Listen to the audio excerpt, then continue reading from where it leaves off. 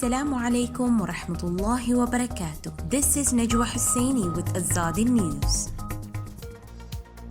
Mission heads commit to continue supporting Rohingya. Hopes for UN Security Council action against Burmese coup waning fast, says Special Envoy.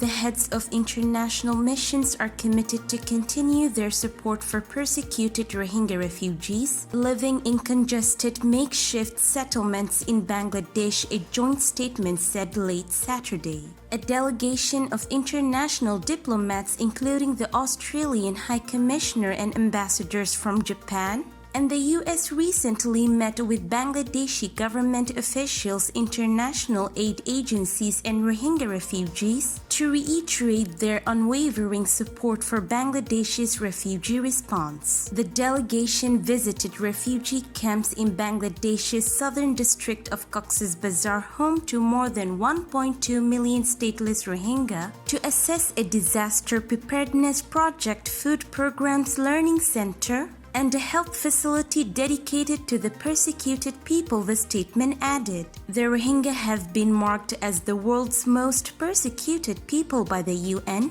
They fled genocide in their homeland and have taken shelter in other countries, mostly in neighboring Bangladesh. More than 1 million Rohingya fled a brutal military crackdown in August 2017 in West Bua's Arkan state, where nearly 24,000 minority Rohingya have been killed. A genocide case is currently under the jurisdiction of the International Court of Justice against the Burmese government and its military for the persecution of the Rohingya that is also marked by the UN as a textbook example of ethnic cleansing. The delegation also spoke with community health volunteers about their role in the coronavirus response in refugee camps and host communities. According to the latest data compiled by Bangladesh's Refugee Relief and Repatriation Commissioner, 10 refugees have died from the virus as of Friday, while the number of cases is 6,030.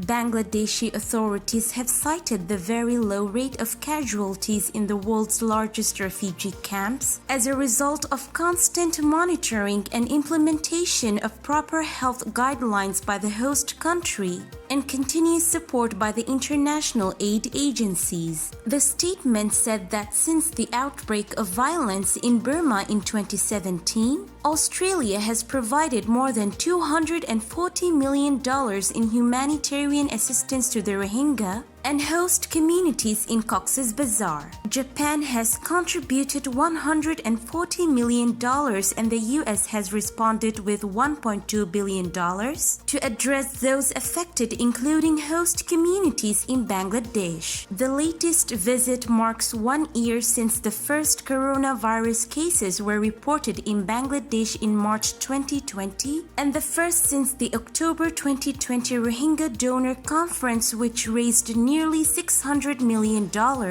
in additional funds for refugees and host communities. Delegation members also met with courageous refugee volunteers who fight the pandemic by distributing information about preventative measures with residents in the largest camps, said the statement. Hopes placed in the UN and the member states that serve on the Security Council to take action against leaders of Burmese military coup are waning fast, the UN Special Envoy for the country warned on Friday. Christine Schreiner-Bergener welcomed the fact that the Council was meeting behind closed doors on Friday to discuss the rising death toll on the streets as daily protests continue, but told ambassadors that your unity is needed more than ever on Myanmar. Power to veto any Security Council statements or resolution rests with the 5 permanent members, China, France, Russia, the United Kingdom, and the United States. The special envoy said she had been in close contact with people across various communities since the February 1st military takeover, noting that they, including committed civil servants, are the real heroes and protectors of the nation's democratic progress. But she added the hope they have placed in the United Nations and its membership is waning, and I have heard directly the desperate pleas from mothers, students, and the elderly. I receive every day around 2,000 messages for international action to reverse a clear assault on the will of the people of Myanmar and democratic principles. She urged the Council to push further to end the violence and restore democratic institutions, denouncing the actions by the military, which continues to severely undermine the principles of this organization and ignores our clear signals to uphold them. The envoy noted that around 50 innocent and peaceful protesters had now been killed with scores more injured, with evidence mounting of killings and maiming by military snipers in contravention of international human rights law. As of March 2, she said the UN Human Rights Office OHCHR was reporting that around 1,000 are either detained or unaccounted for, having been arbitrarily taken from the streets. The Secretary General, who remains closely engaged, continues to speak out and has strongly condemned the violent crackdown, she said, adding the repression must stop. It is critical that this council is resolute and coherent in putting the security forces on notice and standing with the people of Myanmar firmly in support of the clear November election results, she said, which overwhelmingly returned the party of jailed leader Aung San Suu Kyi to power. She praised the stand taken by Burma's ambassador to the UN, Mo, who a week ago publicly sided with the protesters against the coup and has remained in post despite the efforts of the Burmese military to remove him. He needs your full support, she told the council. Schreiner Bergener said she had continued to communicate the UN's strong dismay and condemnation for its failure to protect the Burmese people,